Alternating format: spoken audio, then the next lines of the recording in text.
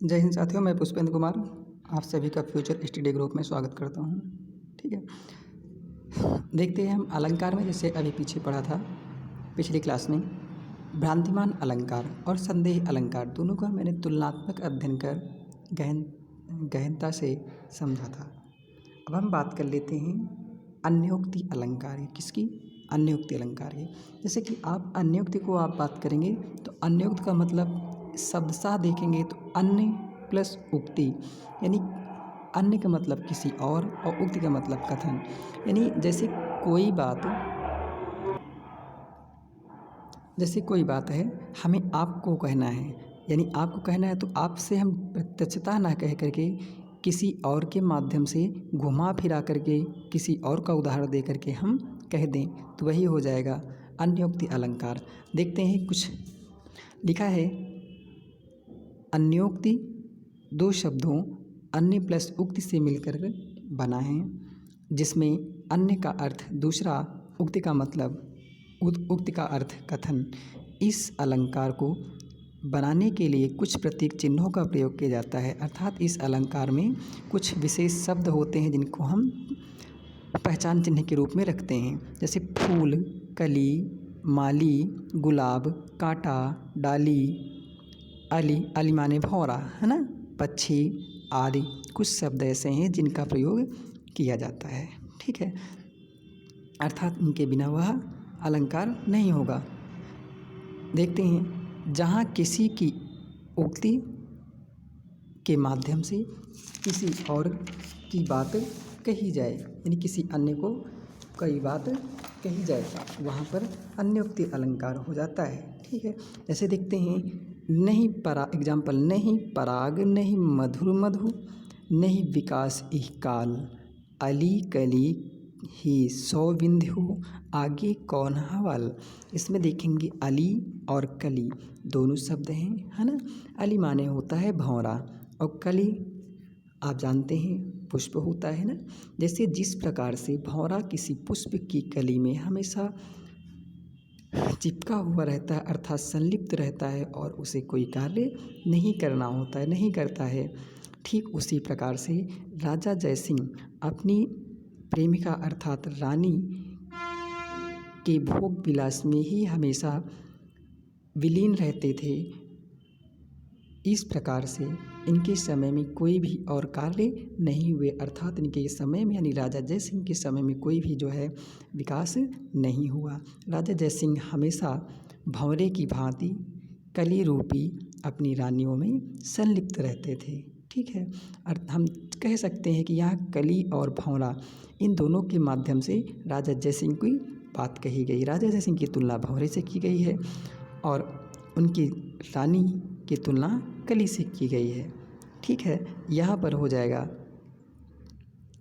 अन्योक्ति अलंकार। कौन सी?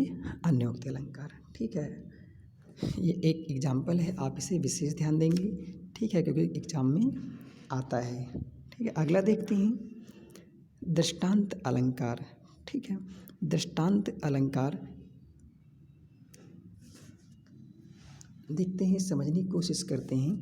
दृष्टांत का शाब्दिक अर्थ होता है जहाँ पर दृष्टि केंद्रित हो, ठीक, अर्थात दृष्टि का अंत होता हो या पहुँच बनती हो। देखिए, जहाँ दो सामान्य या विशेष वस्तुओं में बिंब प्रतिबिंब का भाव होता है वहाँ पर दृष्टांत अलंकार होता है। इस अलंकार में उपमेय रूप में कही गई बात से मिलती जुलती बात उपमान के रूप में दूसरे वाक्य में मिलती है। यानी जैसी एक बात कह दी गई, ठीक वैसी ही बात नीचे यानी अन्य वाक्य में कही जाएगी। जैसे देखिए, एक म्यान में दो तलवारें कभी नहीं रह सकती, यानी एक म्यान में दो तलवारें कभी नहीं रह सकती। यानी जो तलवार रखने वाला होता है, जिसमें तलवार रखा जाता है, क्या उसमें एक के अतिरिक्त कभी दो तलवारें रह सकती हैं एक साथ? नहीं ना। ठीक उसी प्रकार से किसी और पर प्रेम नारियां पति का क्या सह सकती हैं? पति का अर्थात यहाँ पर कहा जाए तो जिस प्रकार से एक म्यान में दो तलवारें नहीं रह सकती, ठीक उसी प्रकार से एक पति की दो पत्नियाँ नहीं रह सकती हैं। समझ पा रहे होंगे। ठीक है, वो रखे वो अलग बात, लेकिन जो पति या पत्नियाँ होती हैं क्या एक दूसरे कि जो है भाव को देख पाएंगे? शायद नहीं ना। तो वही कहा गया किसी और पर प्रेम नारियां पति का क्या सह सकती हैं, यानी किसी का पति किसी और जो है स्त्री के साथ प्रेम करे, क्या उसकी पत्नी सह पाएगी? नहीं ना। ठीक उसी प्रकार से अगला देखते हैं, करत करत अभ्यास ते जड़मत होत सुजान, रसरी आवत जात ते सिल पर पड़त निशान। जिसे कहा गया किसी बात के है कोई कार्य है उसमें अभ्यास करते करते वह कार्य संपन्न हो ही जाता है। ठीक है, कार्य संपन्न हो ही जाता है, यहाँ पर ये बात कह दी गई। और इसे सिद्ध करने के लिए नीचे बात उदाहरण दे दिया गया कि जैसे रसरी जो है एक ही स्थान से रसरी आती जाती रहती है, तो वहाँ सिल माने पत्थर, पत्थर पर भी निशान पड़ जाते हैं।